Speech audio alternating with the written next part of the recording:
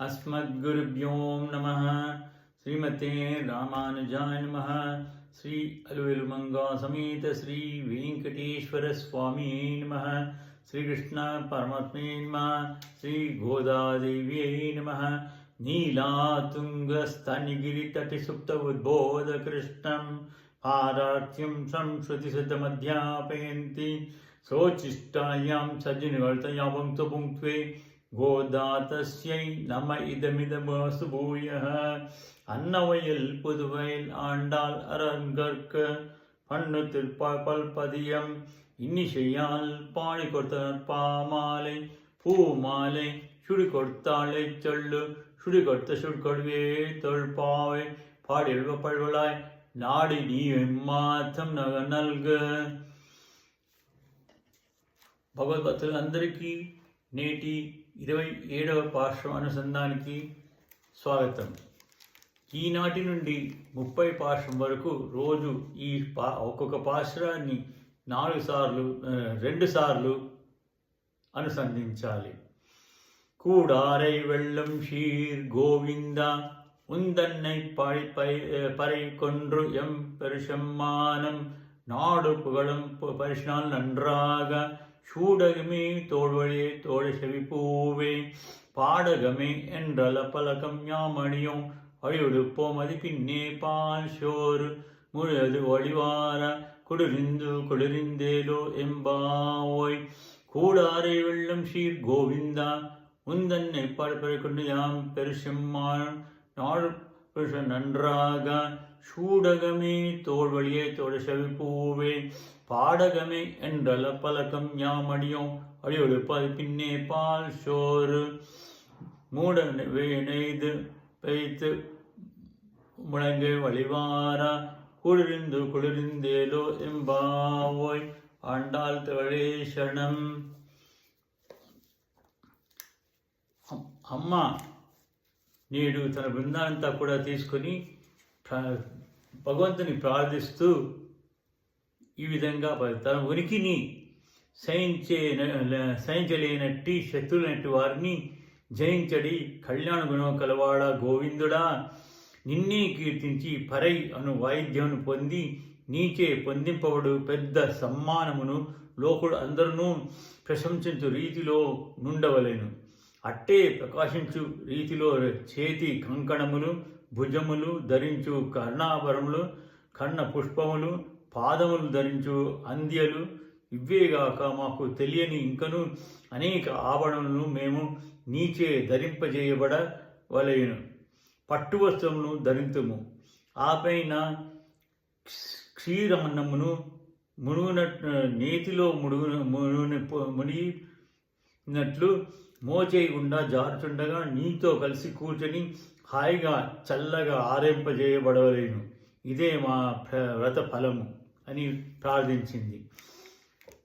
All in ఇలయై వటపత్తశాయి అంటూ దేనినై ఎలాగైనా మార్చగల భగవంతుని అమోఘ శక్తిని పాడింది ఆండాల్ తల్లి. లోకం కోరకుండానే ప్రళయసాగర్ నుండి కాపాడడానికి వటదళశాయి అయ్యాడు స్వామి. కేవల కృపతో చేశాడు ఆ పని. అదే తనకి ఆధారం ఉన్నది. ఇక వీరి కోరిక తీర్చ తప్పదు అనుకున్నాడు. కనీసం 3 శంఖాలు కావాలన్నారు కదా, అది పాంచజం శంఖాన్ని ఇచ్చేశాడు. ఇంకా 6వ పాశంలో కోవెల్లో ఊదే పిలుపు శంఖం ఒకటి ఉంది కదా, అది తెప్పించి ఇచ్చాడు ఆలోచించి. పశువులు దూరంగా పోతే పిలవడానికి తన చెంగులో ధరించే కొమ్ము పూర ఒకటి ఉంది, అది ఇచ్చాడు. ఇవే వీరు కోరేవి. అతని సంబంధం ఉంటే చాలు. పరై అడిగారు కదా, నేను తిరుక్కునిగా భూమి కొలిసినప్పుడు ఆ విజయాన్ని నా చాటుతూ జామవంతుడు మ్రోగించిన ఒక డంక ఉంది, అది ఇచ్చాడు. పెరంపరై పెద్దది కావాలన్నారు. ఆ జామవంతుడే శ్రీ రామవిజయం చాటుతూ రావణ వధ కాగానే మోగిన పెద్ద భాష ఒకటి ఉంది, అది తెప్పించి ఇచ్చాడు. చాలదు, చాలా పెద్ద పరై కదా మాకు కావాలి ఆలోచించాట. నేను ఘటనృత్యం చేస్తూ నడుముకు కట్టుకు తిరిగే వాయించే బాజా ఒకటి ఉంది అంటూ దాన్ని తెప్పించాడు. వీడు కోరిక దాని గురించే కదా పుచ్చుకున్నారు. కేవలము భక్తగోష్ఠికే మంగళం పాడే షడగోపుల్ని పంపాడు. దీపానికి పురుషాకార భూతులైన అమ్మను పంపాడు. ఆమెయే కదా శ్రీరంగ హర్మతుల్యం మంగళ దీపరేఖ, తైలం అక్కర్లేని తిరిగాడే దీపం. జెండాకు గరుడుని పంపాడు. చాందిని క్రింద ఆదిశేషుని వెళ్ళమన్నాడు. పుట్టగానే యమున దాటేటప్పుడు ఆయనే కదా పడవలతో కాపాడినది. కానీ ఆదిశేషుడు వెళ్ళనున్నాడు. స్వామి ఆలోచించి చాందినికి తన పట్టు పీతాభరణాన్ని ఇచ్చాడు. ఇది వీళ్ళు కోరుకున్నది. ఆండాల్ గోష్ఠి శ్రీకృష్ణుని స్వభావం కనిపెట్టేశారు. నిన్నటి పాఠంలో కొన్ని అడిగారు, ఈరోజు మరికొన్ని సత్కారాలు అడుగుతారు. ఇక వీళ్ళేమి అడిగితే అవన్నీ కూడా చేయక తప్పదు. ఆయన స్వాధీనం తప్పింది. వీళ్ళ చేతికి లొంగిపోయారు. భక్తుల ఆధీనుడు కదా. వచ్చిన విభీషుని కన్ను సన్నల్లో సముద్రాన్ని శరణు వేడు అంటే ఉపవాసం చేస్తూ మరీ చేశాడు. ఆయనకి రాజ్యం ఇచ్చిన వరకు తృప్తి లేక విభీషణుడి పట్టాభిషేకం అయ్యాక నిర్జ్వర ప్రమోద, జ్వరం తగ్గి ఆనందించాడే అంటాడు వాల్మీకి మహర్షి. దుష్ట వాళ్ళని చంపాడు, కానీ లొంగి వచ్చిన సుగ్రీని రక్షించుకున్నాడు. చివరికి ఆయన చేతనే పట్టాభిషేకం చేయించుకున్నాడు. రావణుడే వచ్చి ఉంటే ఆయనకే లొంగిపోయేవాడు స్వామి. మన అదృష్టం చేత శ్రీరాముడు రావణునికి లొంగిపోయేటట్టు తలవంచి రాలేదు రావణుడు. ధనుసు పట్టి యుద్ధానికి వచ్చాడు తగదుడా అమ్మాయిని. నాకి పిల్లవాడు లెక్క చూస్తానన్నాడు పరశురాముడు.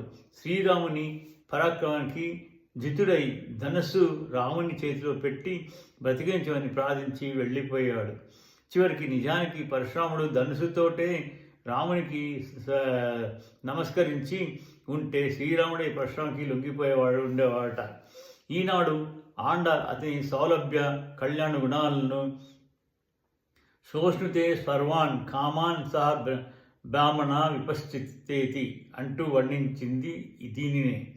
పరమాత్మతో పరమ సామ్యాపత్తి అందిన జీవుడు పరమాత్మలో సేవకై కళ్యాణ గుణములను పరమాణువు వల్లే అనుభవించుచు ఎట్లా శ్రీ మధ్వాసంలో శ్రీకృష్ణుడు గోపికలతో చల్లులు ఆడించినట్లు మన ఆండ చల్లులు ఎందుకని అద్భుత పరమాన్నమును అనుభవించే ఉపనిషత్ క్రియను నిరూపిస్తోంది. ఇక్కడ నుండి 3 సార్లు గోవింద అంటారు. వాని అనుగ్రహానికి ఆ పేరే చెప్తే చాలట. నీతో చేరని వారిని నీ గుణాలతో జయించే గోవిందా, నన్నే పాడి పరై అను వాయిద్యమును పొంది మేము గొప్ప సమ్మానం అందవలను. దానిని లోకమంతా బాగుబాగని కీర్తించాలి. అందులోకి అవసరమైన కంకణములు, భుజకీర్తులు, కర్ణాభరణములు, కర్ణ పుష్పములు, పాదాభరణములు, ఇంకా ఏవో మాకంతా బాగా తెలియవు. నీకు తెలిసిన ఆభరణాలని నీవు అమ్మతో కలిసి అలంకరిస్తే మేము అనుభవించాలి. నీవు అనుగ్రహించిన నూతన వస్త్రములను ధరిస్తాం. ఆపై పరమాన్నమును ఆరగించాలి. ఆకలి తీరడానికి ఏమీ కాదు. నీతో కలిసి మేమంతా ఆరగించాలి. అది నేతిలో మునిగి ఉండాలి. అందరూ కలిసి ఆరగిస్తూ ఉంటే మోచేతి గుండా స్రవిస్తూ ఉండేంత భోగ్యంగా రుచిగా ఉండాలి. కలిసి అనుభవించిన ఆ ప్రసాదం వల్ల మాలోని ఇంతకాలపు తాపములన్నీ కూడా తొలగి అందరి మనసులు చల్లబడాలి. మళ్ళీ ఎడబాటు కలుగునట్లు చేరాలి. నోరారా పాడాలి, చేతులారా సేవించాలి, మనసుతో ఆనందించాలి. ఆ అన్నమే జీవులు ఉపనిషత్తులో ఉలకించే పోలే భగవంతుని దివ్య కళ్యాణ గుణాలని దానిలో వీరు పూర్తిగా కలిసిపోవాలి, విడదీయ లేనంతగా. అది ప్రీతి వల్ల కలుగును. ఆ ప్రీతియే తీపి. పాలంతా కలిసినట్లే నెయ్యే స్నేహము. ప్రీతి నిండిన ఆ స్నేహమే అధికంగా ఉండి దానివల్లనే చేసే కైంకర్యమును మోచేతి గుండా కారినట్లు అందరికీ దర్శనీయం కావాలి. గుణ విశిష్టుడైన భగవంతునికి వీరు సేవ అందించి పరమాన్నమును వలె కైంకర్యమును రుచి నిండిన జీవులను తన ఆనందానికై పరమాత్మ అనుభవించాలి. పరమాన్నమును అనుభవించు ఫలభోక్త స్వామియే కావాలి అంటారు. భగవంతుని అతిగా ప్రేమించి కొందరు దూరంగా ఉంటారు. ద్వేషించి కొందరు ఉదాసనులై కొందరు దూరం అవుతారు.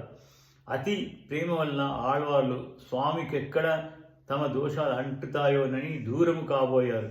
గోపికలు నాకిష్టమైన వెన్న దాచి ఎంత దోషం చేశారు. మీరు దూరమైతే అదే దోషం సుమా అంటూ తన కౌశల్య గుణములను చూపి దగ్గరకు చేర్చుకున్నాడు. ద్వేషించిన దుర్యోధన రావణాలను తన శౌర్య పరాక్రమంచే మెప్పించి జయించాడు. ఉదాసీనులకు ఉన్నవారిని తన సౌందర్యం చేత అర్చామతిగా ఉన్నప్పుడు అలంకారాలు, వీధి ఉత్సవాలు మొదలగు వాటి చేత ఆకర్షించి జయిస్తాడు.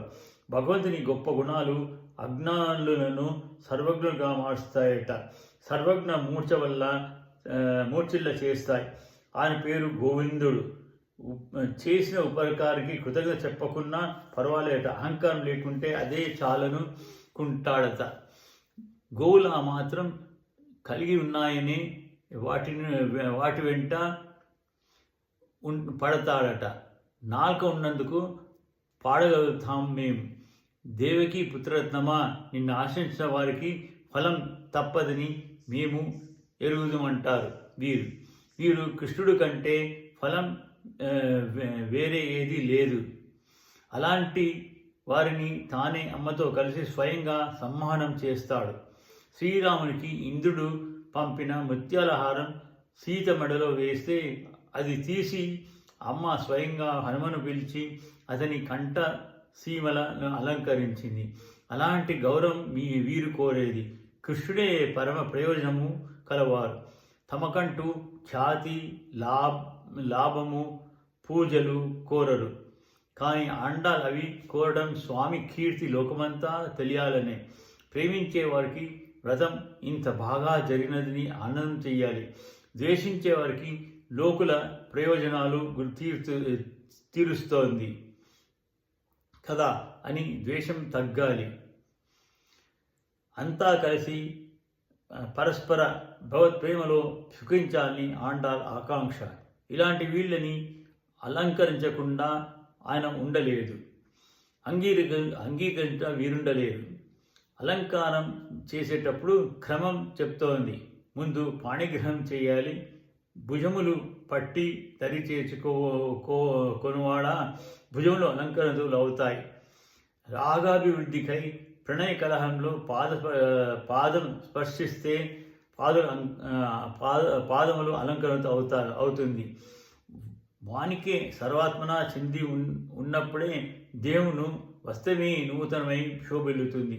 అప్పుడు అనుభవించేది పరమానందం. ముముక్షువు తరించేటప్పుడు ఆచార్య శ్రవణంలో దీక్ష కట్టి భుజములపై స్వామి చిహ్నం ధరించి సదాచరణ పాదాభరణం దాల్చి చేసే కైంకర్యంతో భగవత్ సాయుధ్యము దివ్యానుభవమును కలుగునని ఉపనిషద్ రహస్యాన్ని ఆండాల్ ఈనాటి సమ్మానం ద్వారా అతి సుందరంగా పాడింది. ఆభరణలు ధరించము అంటే పెట్టడు కానీ బ్రతిమాలుతాడు. ప్రణయ కదా ధరిస్తామంటే చాలు, ప్రీతితో అన్నీ అనుగ్రహిస్తాడు చెప్పింది ఆండాల్ అమ్మ. జయ శ్రీమన్న ఆండాదేవి శరణం.